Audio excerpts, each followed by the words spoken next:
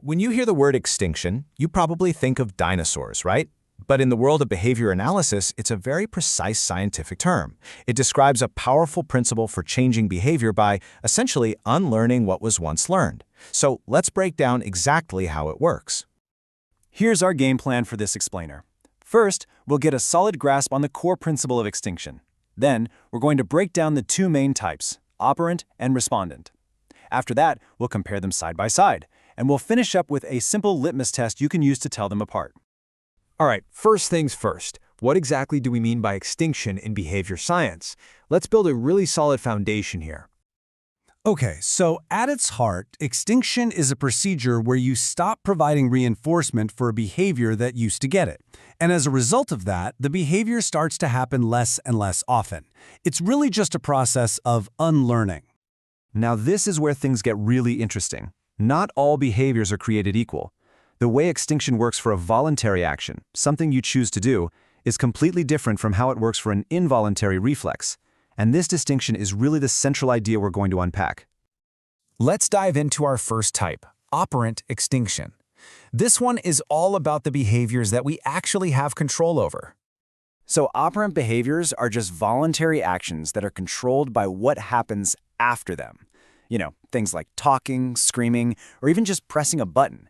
These are all actions we choose to do, and they're shaped by their consequences. Operant extinction really has two parts. First, there's the operation. This is the part you actively do.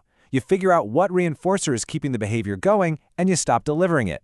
The second part is the process. That's what happens to the behavior as a result. Because it no longer works, it gradually starts to fade away.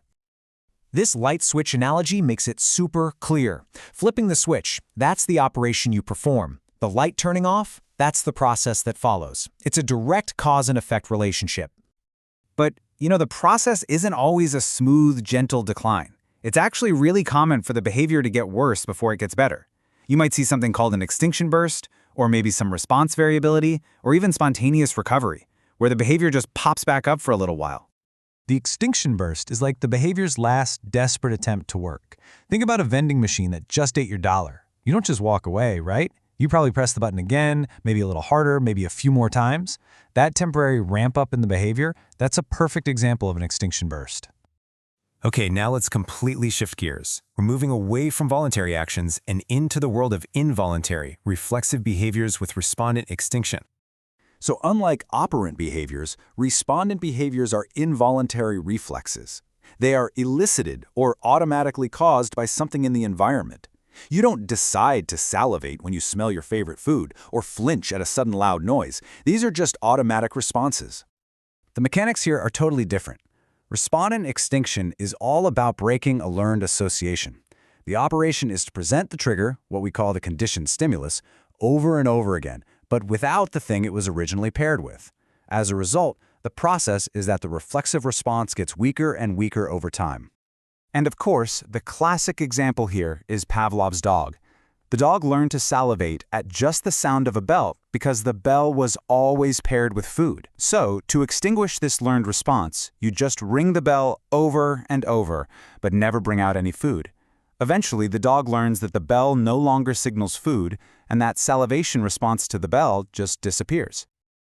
So we've got these two very distinct types of extinction. Let's put them right next to each other now to really sharpen our understanding of how they differ.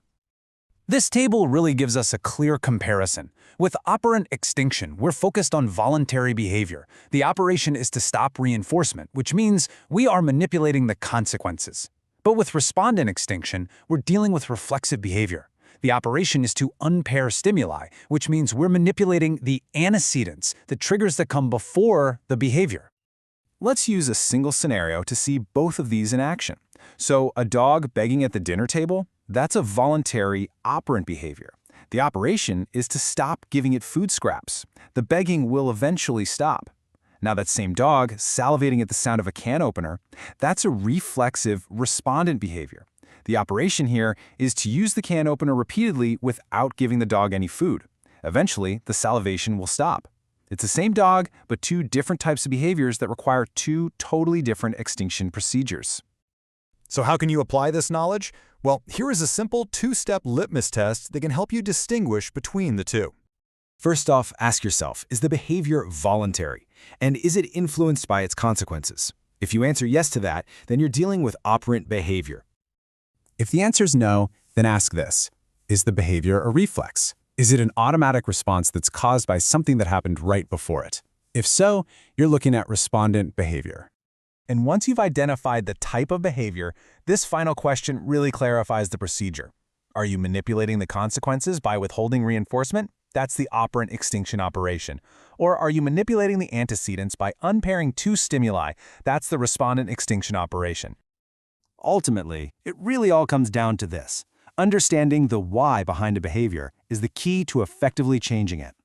Operant and respondent extinction are distinct procedures for very different types of behavior.